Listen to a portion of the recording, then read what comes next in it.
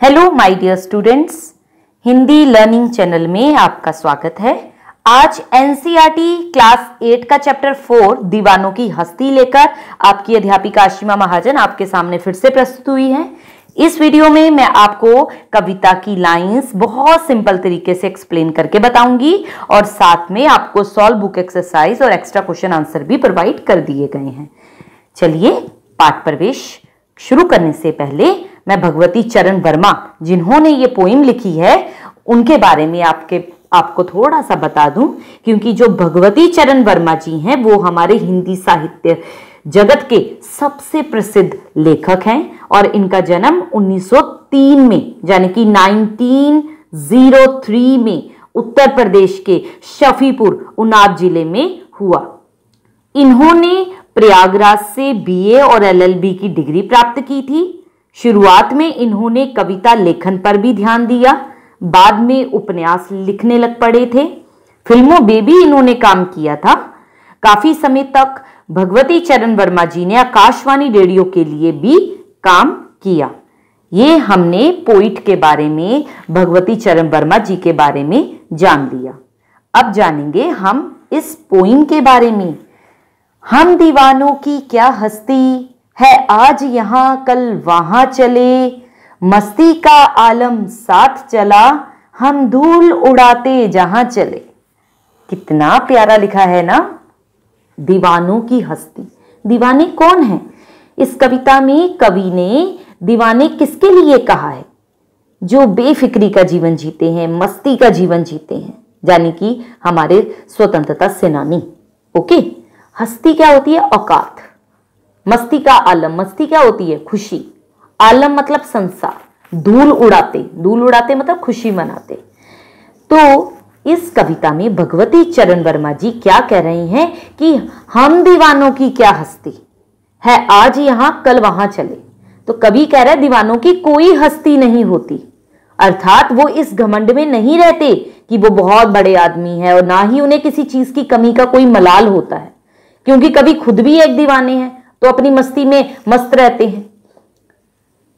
तो कवि कह रहा है इन पंक्तियों में, है आज यहां कल वहां चले, कि आजादी के लिए अपना सब कुछ अर्पित करने को तैयार जो वीर हैं उनका मन जोश से भरा हुआ है। और इन वीरों का कहना क्या है कि देश की महानता के सामने, देश की गरिमा के सामने हमारी कोई औकात ही नहीं है, हम तो आजादी के दीवाने हैं। मस्ती का आलम साथ चला, हम धूल उड़ाते जहां चले, कि हम तो आजादी के दीवाने हैं। अंग्रेजी सरकार के खिलाफ नीतियां तय करने के लिए हम एक जगह नहीं रुकते। आज हम यहां हैं तो कल कहीं और होंगे। हम जिधर भी जाते हैं खुशियों का संसार हमारे साथ होता है, क्योंकि हमारा ये जो आना जाना है वो खुशियों से भरा रहता है। तो उनकी जो दीवानों की जो मस्ती है, जो खुशी है, उनके आगे गम टिक नहीं पाता, और अगर गम टिक नहीं पाता तो धूल की तरह उड़न छू हो जाता है। इसीलिए तो कह रहे हैं हम धूल उड़ाते जहां चले। तो उनका खुशियों का संसार उन्हीं के साथ रहता है। तो इस पैराग्राफ में बच्चों तत्सम शब्दों का बहुत प्रयोग किया गया है, यानी कि हमारे संस्कृत वर्ड्स का। धूल उड़ाते चलना ये भी एक मुहावरा है, एक सुंदर प्रयोग किया गया है, और इसका एक एमसीक्यू भी मैंने आपको गूगल टेस्ट फॉर्म में दिया हुआ है, तो वहां आपको पता चल जाएगा। 4 ऑप्शंस मिलेंगी आपको। और इस काव्यांश में स्वतंत्रता के लिए जितने भी हमारे वीर हैं उनमें देश प्रेम की भावना जो कूट कूट के भरी हुई है उसके बारे में हमें पता चला है। क्योंकि दीवानों की हस्ती का मतलब क्या है? आजादी के दीवाने स्वयं इसे स्वीकारते हैं कि देश की महानता के सामने उनकी कोई औकात नहीं। देश के लिए उनके द्वारा किया गया जो प्रयास है वो तो बहुत कम है, इसीलिए तो वो एक स्थान पर टिकते नहीं है। आजादी के दीवाने क्यों नहीं टिकते? क्योंकि व्यक्तियों को अंग्रेजों के खिलाफ रणनीति तैयार करनी थी। ऐसा करते हुए उन्हें पकड़े जाने का भय था, इसलिए वो क्या करते हैं, एक स्थान पे नहीं रुकते। दीवानों की विशेषता ही क्या है? उनके साथ खुशियों का संसार होता था। दीवाने आजादी पाने के लिए अपना सब कुछ कुर्बान करने को तैयार थे, है ना। तो इसीलिए धूल उड़ाते चलना का अर्थ यहां बताया गया, धूम मचाते हुए चलना। Okay, next. आए बनकर उल्लास अभी, आंसू बनकर बह चले अभी, सब कहते ही रह गए अरे तुम कैसे आए कहां चले। वाह, उल्लास का मतलब होता है खुशी। तो इन पंक्तियों में दीवानों ने लोगों के बीच अपने आने को उल्लास बताते हुए उनकी जो रिएक्शन है, उनकी जो प्रतिक्रिया है उसका वर्णन किया है। आए बनकर उल्लास अभी, तो कवि ने क्या कहा इन पंक्तियों में कि दीवाने जो मस्त मूला लोग हैं, जहां भी जाते हैं वहां का जो माहौल है वो उल्लास भरा, खुशियों से भर जाता है। आंसू बनकर बह चले अभी, फिर जब वो उस जगह से जाने लगते हैं तो सब काफी दुखी हो जाते हैं, है ना। लोगों को दुख होता है उनके जाने का। सब कहते ही रह गए, अरे लोगों को उनके जाने का पता तक नहीं चलता। वो तो मन में अफसोस करते रह जाते हैं कि उन्हें मालूम ही नहीं हुआ तुम कैसे आए, कहां चले, कि कभी कब आए और कब चले गए। तो इस प्रकार कवि कह रहे हैं कि एक जगह टिककर रहना उनका स्वभाव नहीं है, उन्हें घूमते रहना पसंद है, इसलिए वो अक्सर अलग अलग जगह पे आते भी रहते हैं, जाते भी रहते हैं, तो उनका आना जाना लगा ही रहता है। तो इस काव्यांश में बच्चों प्रश्न शैली का प्रयोग किया गया है और आम बोलचाल के शब्दों का प्रयोग हुआ है। आपको सामने पता चल ही रहा है, आम बोलचाल के शब्दों का प्रयोग किया गया है। यहां पर दीवाने इतनी जल्दी जा क्यों रहे थे बच्चों, कोई आपसे पूछे तो क्योंकि दीवानों को जो आजादी प्राप्त करनी है, नई नई प्लानिंग करनी है, नई नई रणनीति बनानी है। अगर वो एक स्थान पे ज्यादा समय तक रुक जाते तो उन्हें अंग्रेजी शासन द्वारा पकड़े जाने का भी डर था, है ना। और दीवाने जहां जाते थे वहां लोगों का रिएक्शन कैसा होता था, अगर कोई आपसे पूछे तो दीवाने जहां जाते थे वहां के लोग उनको अपने बीच पाकर बड़े खुश हो जाते थे, और अगर वो वापस कहीं और जाने लगते थे तो उनकी आंखों में आंसू भी आ जाते थे। लोगों की जो खुशियां वो लंबे समय तक क्यों नहीं बनी रह पाती थी, क्योंकि दीवाने लोग अपनी योजना कामयाब बनाने के लिए जल्दी जल्दी स्थान बदल दिया करते थे ना। तो वो स्थायी रूप से कहीं रहते ही नहीं थे टिक्के, क्योंकि लोगों को उनसे लंबे समय की खुशियों की आशा थी। नेक्स्ट, किस और चले ये मत पूछो, चलना है बस इसलिए चले, जग से उसका कुछ लिए चले, जग को अपना कुछ दिए चले। दो बात कही दो बात सुनी, कुछ हंसे और फिर कुछ रोए, छक कर सुख दुख के घूंटों को हम एक भाव से पिए चले। जग का मतलब संसार, छकना मतलब तृप्त हो जाना, संतुष्टि हो जाना, और भाव का मतलब एहसास। तो कवि क्या कह रहा है, किस और चले ये मत पूछो। कवि कहते हैं ये मत पूछो कि मैं कहां जा रहा हूं, मेरी मंजिल क्या है, क्योंकि इसके बारे में तो मुझे भी नहीं पता कि मैं कहां जा रहा हूं। स्वयं वही नहीं जानता, कभी चलना है बस इसलिए चले। जैसा कि मैं मस्त मौला हूं, एक जगह ठहरता नहीं हूं, चलता ही रहता हूं, इसलिए बस आगे चलते ही रहना है।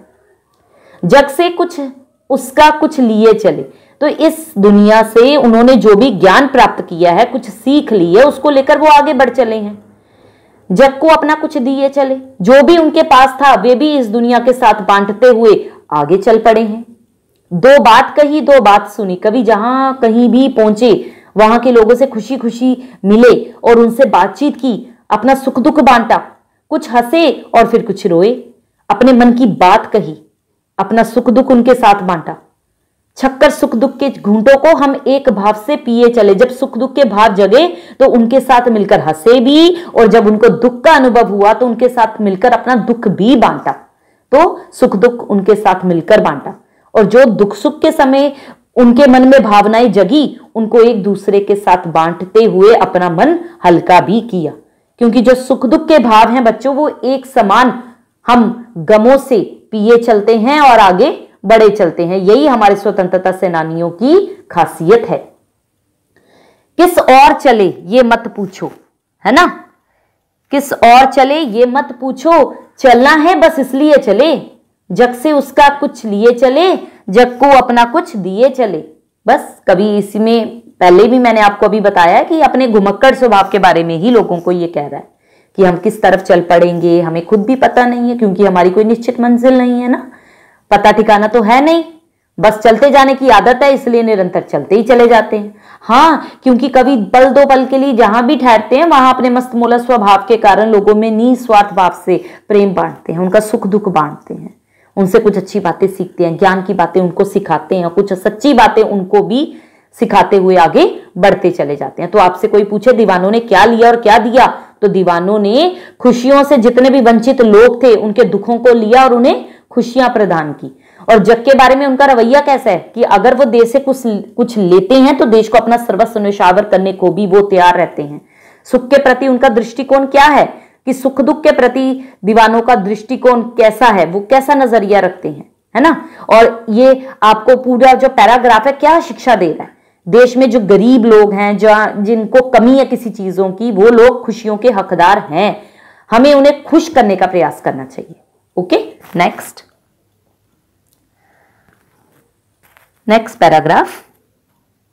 हम भिखमंगों की दुनिया में स्वच्छंद लुटाकर प्यार चले, हम एक निशानी सी उर पर, उर मतलब हृदय, ले असफलता का भार चले, अब अपना और पराया क्या, आबाद रहे रुकने वाले, हम स्वयं बंधे थे और स्वयं हम अपने बंधन तोड़ चले।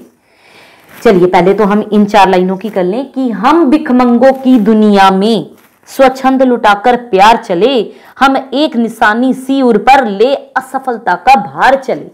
तो कवि ने दुनिया को कैसा बताया है? भिखमंगा। क्यों? क्योंकि यहां लोग सिर्फ लेना जानते हैं, देना जानते ही नहीं है। और दीवानों के सीने पर अगर कोई आपसे पूछे किस असफलता का भार है, तो आपको बताना है दीवानों के सीने पर अपने लक्ष्य, स्वतंत्रता तथा लोगों को खुशहाल ना बना पाने की असफलता का भार है। अब कवि ने दुनिया को भिखमंगा क्यों कहा, वो पढ़ते हैं हम इस पैराग्राफ में। हम भिखमंगों की दुनिया में, दीवानों की हस्ती कविता जो है, इसमें कवि क्या कहते हैं कि ये दुनिया ना बड़ी स्वार्थी है, बड़ी सेल्फिश है। लोग स्वार्थ में इतने अंधे हैं कि बस भिखमंगों की तरह सबसे कुछ ना कुछ मांगते ही रहते हैं। स्वच्छंद लुटाकर प्यार चले, मगर कभी स्वार्थी नहीं है, इसलिए उन्होंने स्वार्थी दुनिया पर बिना किसी शर्त के अपना अनमोल प्यार लुटाया है। हम एक निशानी सी उर पर ले असफलता का भार चले। लोगों को प्यार बांटने का जो खूबसूरत एहसास है वो हमेशा कवि के दिल में रहता है। उन्होंने जीवन में काफी बार असफलता मिली या फिर हार का स्वाद चखा, लेकिन इसका बोझ उन्होंने कभी किसी दूसरे व्यक्ति पे नहीं डाला। इस तरह कवि ने स्वार्थी दुनिया को भरपूर प्यार दिया और अपनी जो भी नाकामयाबी थी अपनी लाइफ में, उसका भार हमेशा अकेले स्वयं ही उठाया। इसलिए कवि कह रहा है दीवाने इस दुनिया को भिखमंगे की दुनिया मानते हैं, क्योंकि दुनिया को सिर्फ लेना आता है, देना नहीं आता। इसीलिए तो ये केवल लेना जानते हैं। ये राष्ट्रगान गाकर वीरों के हौसले नहीं बढ़ा सकते, लेकिन ये राष्ट्र के दीवाने सभी पर खुशियां लुटाते हुए आगे बढ़ते हैं। वो सभी से प्रेम करते हैं, उनके लिए अपने पराये सभी समान है। चलिए नेक्स्ट। अब अपना और पराया क्या, आबाद रहे रुकने वाले, हम स्वयं बंधे थे और स्वयं हम अपने बंधन तोड़ चले।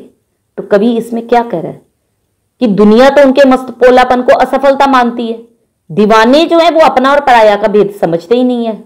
वो चलते रहते हैं क्योंकि चलायमान व्यक्ति ही जीवन है ना। आबाद रहे रुकने वाले, जो व्यक्ति जड़ होकर रुक जाते हैं एक जगह पर, उनके लिए भी दीवाने एक ही कामना करते हैं कि वो सफल रहें, आबाद रहें। दीवाने संसार में हम स्वयं बंधे थे और स्वयं हम अपने बंधन तोड़ चले। तो दीवाने जो है ना वो संसार में रहने के लिए नियम बनाते हैं, अपने जीवन जीने के लिए नियम स्वयं बनाते हैं और इसी अनुसार चलते हैं, क्योंकि वे सांसारिक नियमों में व्यवस्थित नहीं हो पाते, वो सेटल नहीं हो पाते जो संसार ने नियम बनाए हैं। और सबसे मजे की बात तो ये है बच्चों की दीवाने इतने मस्त मौलापन में होते हैं कि वे अपने ही नियम तोड़कर जीवन में आगे बढ़ जाते हैं। तो ये थी हमारी प्यारी सी कविता दीवानों की हस्ती, जो भगवती चरण वर्मा जी की प्रसिद्ध कविता है, जिसमें कवि दीवानों के मस्त मौला जीवन पे प्रकाश डालते हैं। कैसी लगी आपको ये कविता? क्योंकि दीवानों को समाज भले ही नगण्य मानता हो, ना के बराबर मानता हो, लेकिन उनका जो कार्य है ना वो हमेशा प्रासंगिक रहता है। हमेशा तुलना भी नहीं की जा सकती ऐसे काम की, ऐसा रहता है भी जहां भी जाते हैं जगत में आनंद भर देते हैं, उल्लास का वातावरण अपने साथ लेकर चलते हैं। वे मनुष्य जीवन की दुखों और परेशानियों की धूल की तरह उड़ाते चले जाते हैं। वो मानते हैं लोगों पर उनका इतना प्रभाव रहता है कि उनके आने की प्रतीक्षा करते हैं लोग, चले जाने पे आंसू बहाते हैं, क्योंकि गति ही जीवन है, रुकना मृत्यु है। दीवानों के लिए सभी मनुष्य अपने होते हैं, वे सभी को अपना प्रेम बांटते हैं। वो दुनिया से जितना ग्रहण करते हैं ना उससे ज्यादा तो वो सूद समेत वापस करते हैं। सभी सुख दुख के क्षण में वे समान भाव से रहते हैं। दुनिया दीवानों के अनुसार देखी जाए तो भिखमंगों की दुनिया है, जहां पर केवल लेना जानते हैं, देना नहीं।